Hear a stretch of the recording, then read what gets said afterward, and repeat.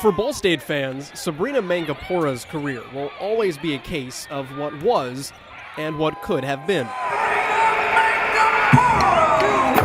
I always get emotional talking about it. It's easily every athlete's worst nightmare. Not saying certain years or certain opportunities in people's careers are more important than others, but realizing that you aren't going to be able to play your senior season the week before your senior season is hard. An all-conference hitter and a pre-med whiz, Mangapora was everything you could want in a Division I athlete. Pretty much why her, because if I were the NCAA, she'd be the face of NCAA on being a student athlete. She hit the ball hard every single time. She went hard, and she always pulled through in the moments that we needed her most. When she made a mistake, you can never get mad at her because you know that she gave 100%. Except, as much as you want it to be, sometimes 100% is more than the human body can bear. And after being named an All-MAC rookie in 2014, Sabrina missed her entire sophomore season with a torn labrum in her shoulder. She is taking her arms and with as much strength as she can, forcing it through this motion over her head, 180 degrees. You can imagine how much stress that would put on the shoulder. Pretty harsh surgery. It took a long time to recover from it. It put me out almost an entire year. But she was back as a junior, and seemingly better than ever. Sabrina led Ball State in sets played and kills, all while doing her best to hide that something still wasn't quite right. She really tried to keep it from the team, like how bad she was hurting, because she put all of us on her shoulders, and she felt that burden and didn't want to let anyone down. It was intense. It was intense. I don't wish that on any other player. It was. Looking back on it, I'm not sure how I did it really. It was on a scale of 1 to 10, probably an 11 for sure. While Mangapora hadn't retorn her labrum, the pain felt as if she did.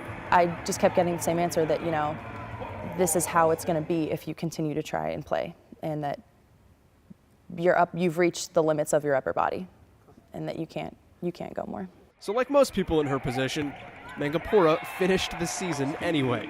If I'm good enough to play, I'm good enough to be my best. And so despite pain, I always played like I was at 100%. Mango mentality. What's that mean? I like to think Mango mentality is going out there and pretty much giving your all. Even when you're not feeling the greatest, even when your shoulder's hurting, you're still going out there and competing as hard as you can. In her final game, Mangapora had 13 kills and hit over 400, and then sat the offseason out. The doctor's ultimatum, play in the spring, you won't be able to play in the fall. So as summer went by, Mangapora waited and slowly ramped up for her final go-round. And then at the very end, I got to hitting, and then I realized that hitting for me was not going to happen. I know that Kelly just eventually came up to her and was like, Sab, you don't have to put yourself through this. And she was honest with me and said, if this isn't going to be you this season, if your role isn't going to be playing for us, we still want you involved. So Mangapora was medically disqualified. Her career over. It was almost a sense of relief when she got medically disqualified, because she had gone through so much pain the season before.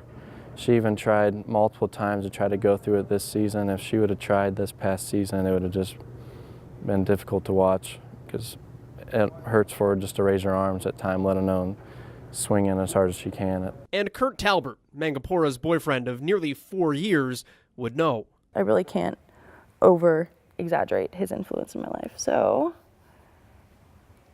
Because he got hurt. Same injury. With the exact same injury. Yep.